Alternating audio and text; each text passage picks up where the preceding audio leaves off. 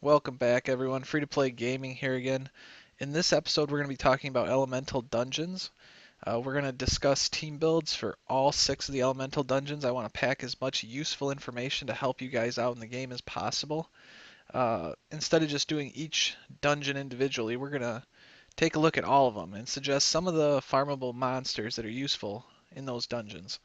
Meatank has been awesome enough to let me use his account. He's got a lot of really high level monsters, so it should speed things up here. And it's going to give us something to shoot for and kind of drool over some of his max level 6-star rare monsters here. But there's a lot of monsters that he's using which are completely farmable, which are keys to defeating some of these different dungeons.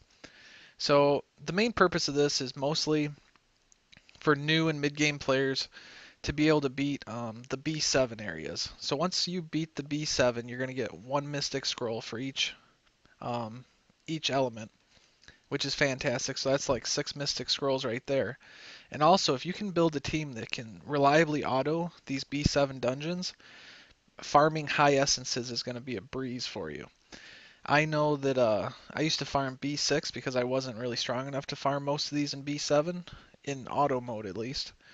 And once I started farming in B7, my high fusion materials just went through the roof. So that's going to be a huge benefit.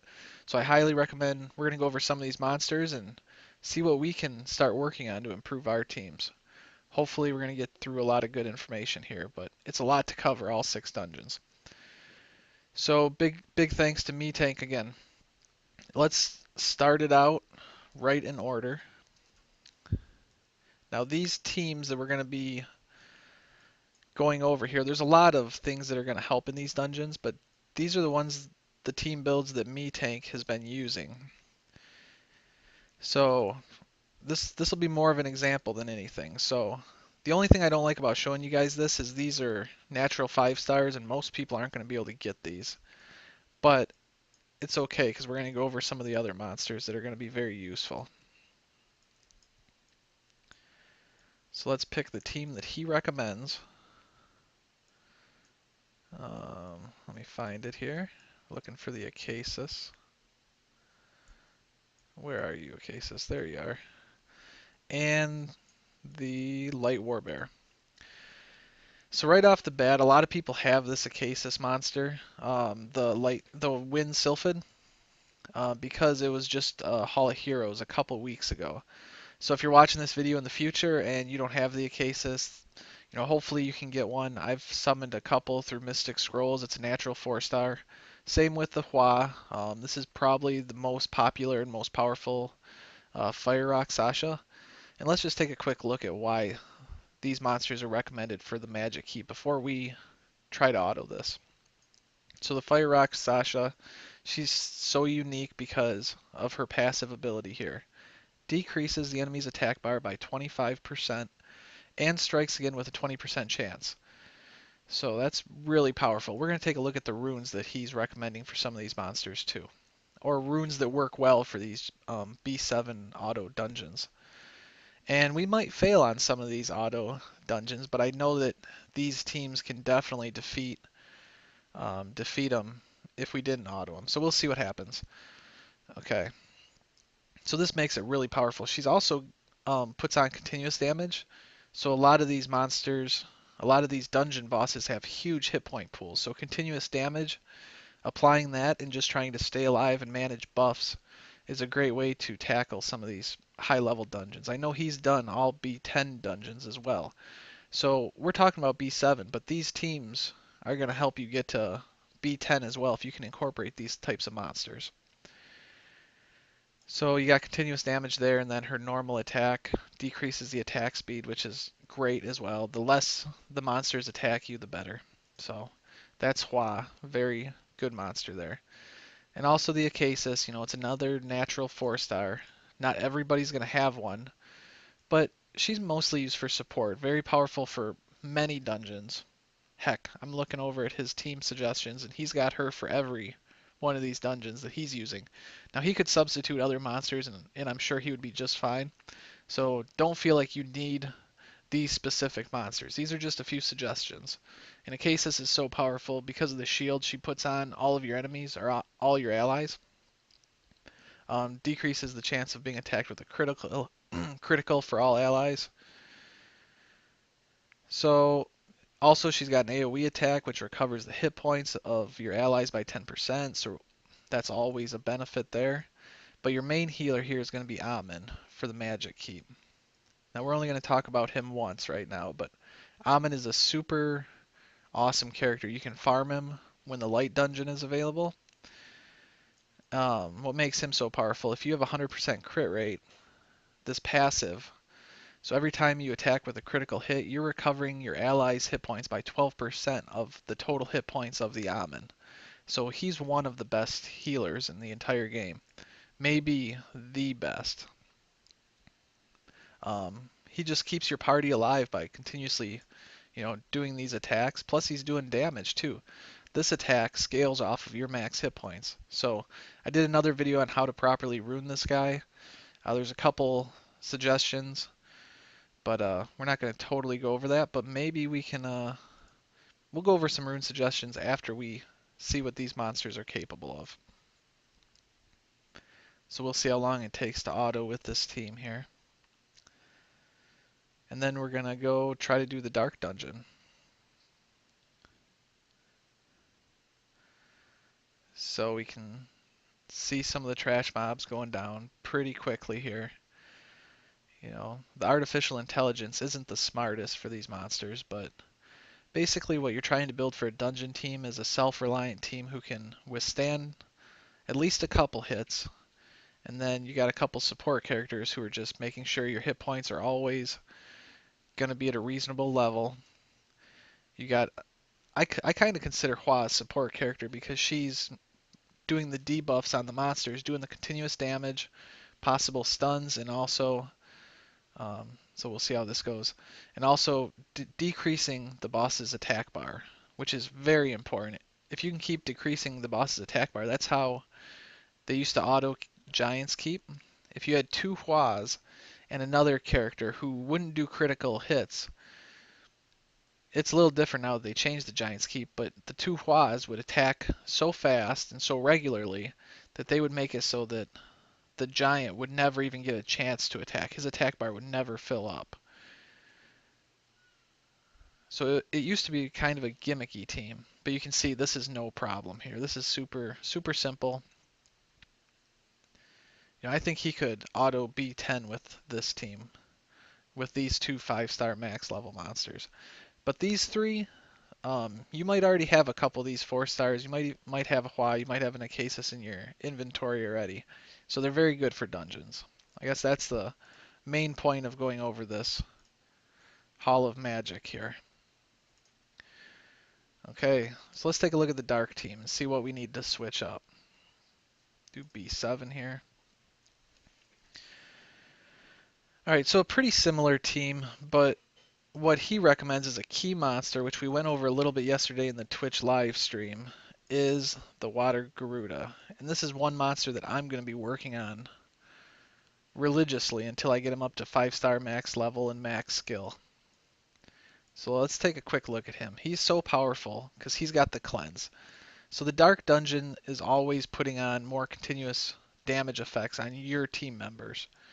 So by being able to remove those harmful effects on all allies and recover hit points by 15%, so he serves as that extra heal too. I mean, what more can you ask for?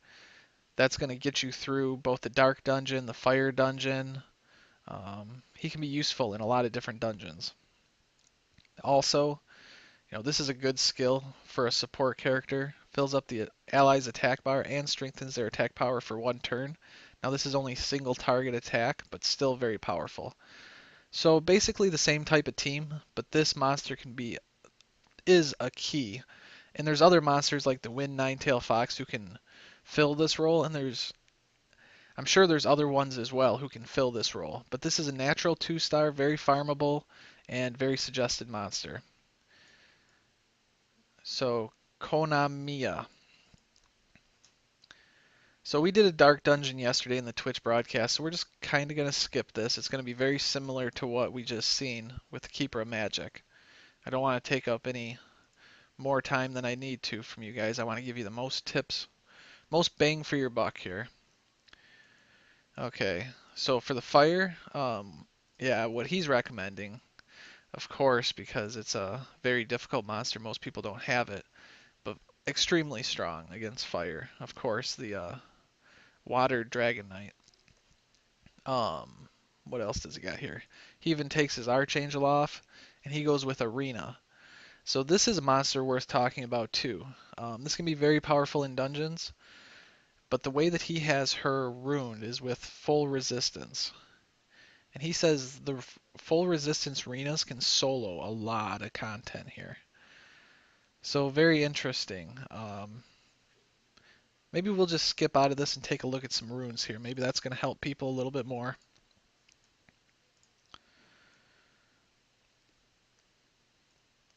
So kind of interesting. He has the water nine-tailed fox, but he's not using her. Let's take a look why. Removes beneficial effects. Oh, the cleanse is different. So this is totally different than the water Garuda. My bad.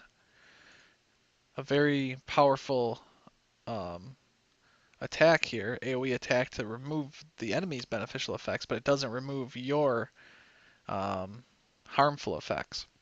So okay, taking a look at the skills, the runes on this arena.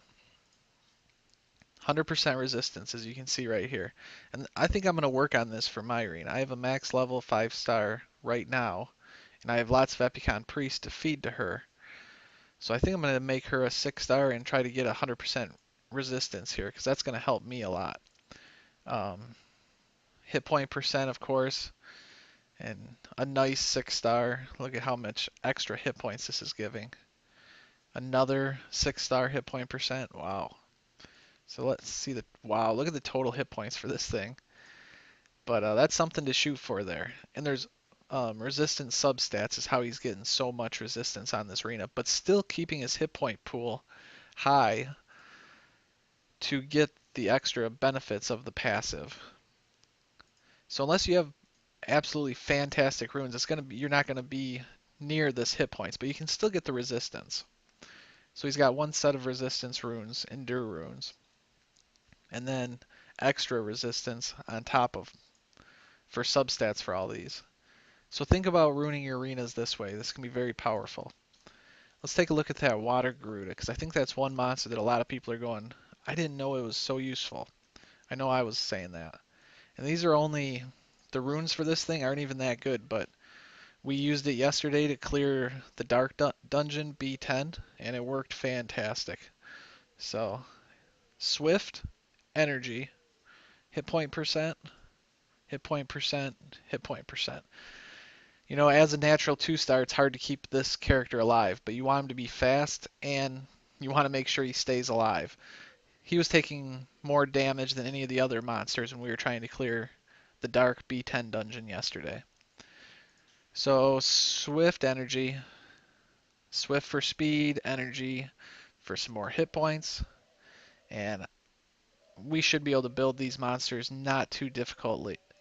You know, he's only got a max level 5-star, and his runes aren't even, you know, he's got 3-star runes and plus 6s. So, cool. Let's talk about, okay, so for the wind dungeon, let's talk about that one real quick. Maybe we'll even do that dungeon. Whoops.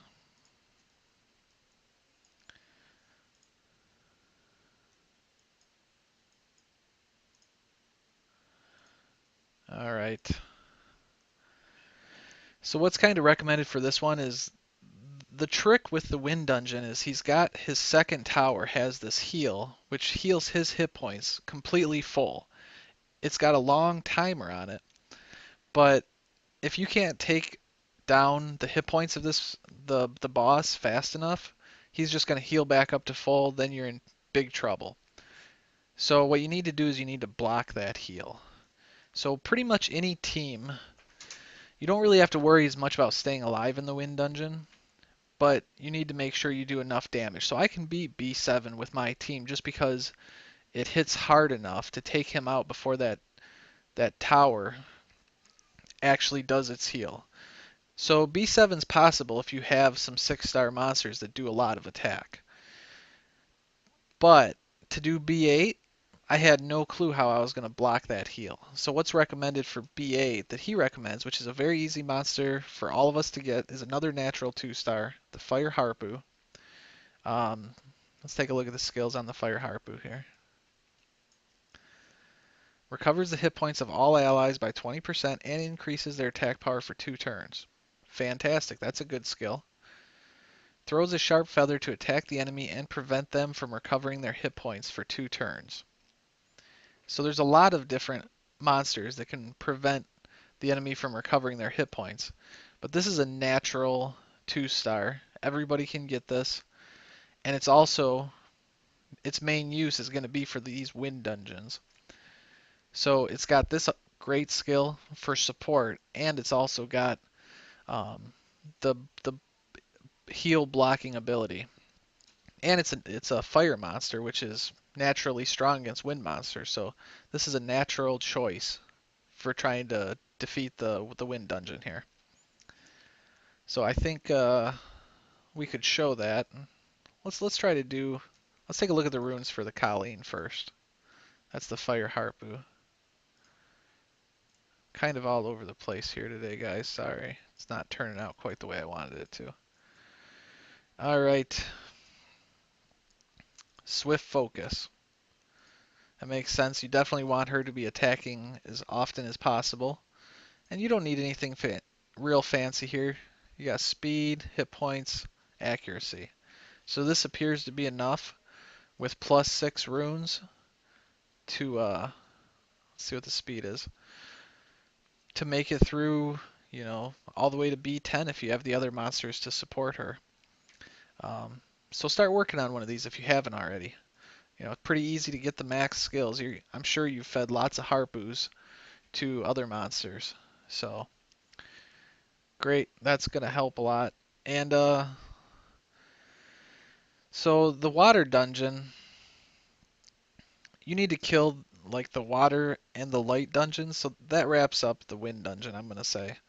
But if we're talking about the water and light dungeons, Meatank has recommended you really need to take those out with continuous damage effects.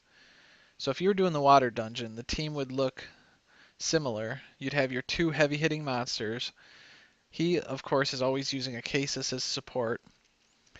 And the 2 monsters he switches out are the fire elemental, not the high elemental, I mean the wind elemental, Taharis here. And I'm kind of bummed because I had one of these and it was already like max 4-star and I fed it to other monsters. I didn't realize how useful it could be. And I'm sure there's other monsters with continuous damage effects that can be very useful. So this is it's an attack monster, but it's got some support abilities. So this attack, deep wounds on the target, 2 continuous damage effects for 3 turns. So every 3 turns this can be cast, adding more continuous damage effects. So very useful, especially wind is strong against water. So we're talking about the water dungeon here. Increases your attack power and critical rate for 3 turns. So he's also serving the purpose of buffing your other monsters. You always want to have at least one monster that's giving your team buffs that are useful. It's just very, very powerful. Especially for these natural 2-stars. He's another natural 2-stars, just like Colleen here. For a natural 2-star, they're not going to do that much attack to the enemies. They're not going to do that much damage. So for them to have support abilities like this, increase your attack power, well, this is increasing his attack power, but additionally, oh, I guess it's not that powerful. Never mind. I thought this was helping out the entire team. But for these 2 monsters, they do have attacks that are helping out the entire team. So that makes it more useful as a 2-star monster than something that's just a stronger attack. Because in general, they're not going to do as much attack as a natural 4-star or 5-star. So okay, so he's recommended, and also this can be a very useful character for the water dungeon. And I'm not entirely sure why. The Light Vagabond, a lot of people love this guy. I mean, he could probably be useful for all the dungeons. So his passive is decreasing the damage of all allies. So all your monsters will receive 15% less damage. This effect won't add up on other damage reduction effects. Attacks an enemy with a sword 2 times. Each attack has a 30% chance to decrease the target's attack power for 2 turns. So this makes him very useful because you're pretty much when you're fighting the water element, you're just trying to wait him out and kill him with continuous damage effects. He's got a huge hit point pool. So this helps a lot. If you can decrease their attack power, he's going to do less damage to you and you're going to be able to stay alive longer. And I think that water element actually hits pretty hard, so this guy's good. He's not only decreasing the damage for all your allies, he's going to be attacking the boss and decreasing his attack power. Inflicting damage proportionate to your max hit points and decreasing the target's defense for 2 turns. So, very good character here. I need to get myself a Light Vagabond. So Light Vagabond to Horus. We're going to go over all these again at the very end with a picture that shows some of the team builds. So if you're not taking all this in, don't worry about it. And for the light one, same kind of things recommended, except instead of the Light Vagabond, Meatank usually uses the Hua. So I think the Hua could work in most of these dungeons, but fire is weak against water. So that's probably the only reason he doesn't take the Hua to the water dungeon, but he does take Hua to the light dungeon. So we already talked about Hua there. We already talked about pretty much all the monsters that are going to be very useful. So for natural 2 stars, this is a natural 3 star, but it's also very farmable. So get yourselves one of these. This is a natural 2 star, very useful for dark and fire. And for some other dungeons too, I'm sure. Just generally a great supporting character, I would say. And then Colleen, whose main purpose is to prevent the heals in the wind dungeon. And then to Horus for his continuous damage effects in both the water and light dungeons.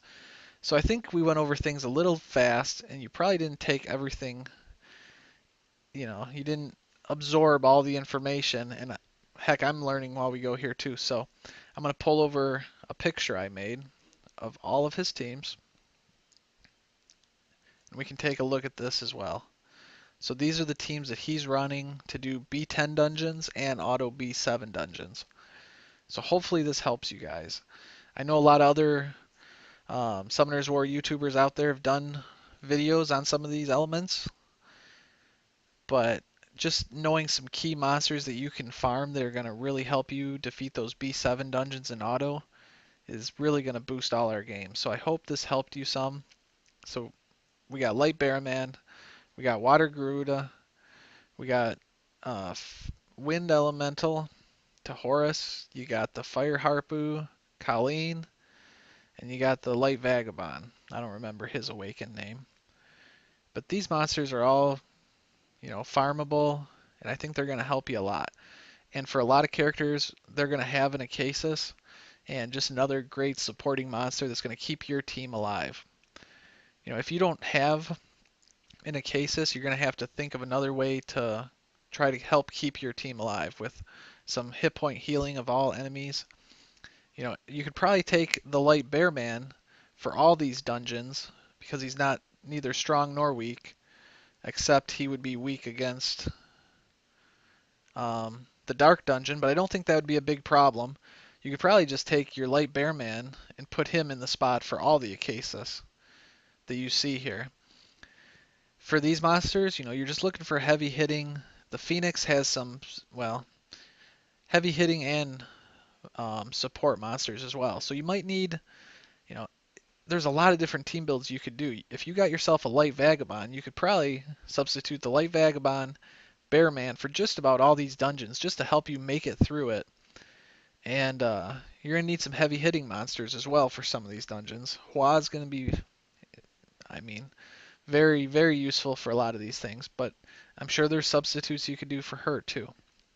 So I can't think of everything off the top of my head, but if you got some other suggestions, this was just to kind of get you thinking about some monsters that maybe would be a good idea for you to start working towards if you want to beat these B7 and B10 dungeons, which I highly recommend. Once you start autoing B7 dungeons, it just makes life so much easier. You're not sitting there all day long trying to get that 1% chance at a high essence.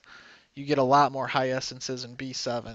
So I really hope this helps everybody out. I hope it had some good information. And don't forget to like and subscribe. I know I was all over the place in this video. But watch the Twitch videos. There's a lot of good information in those too. And follow me on Twitch. You can get email notifications sent directly to your cell phone if you have one that gets email, or directly to your email. That'll let you know exactly when I go live, so you can join us on Twitch, which seems to be a lot of fun lately. And yeah, thanks for all the support, everyone. I will talk to you all later.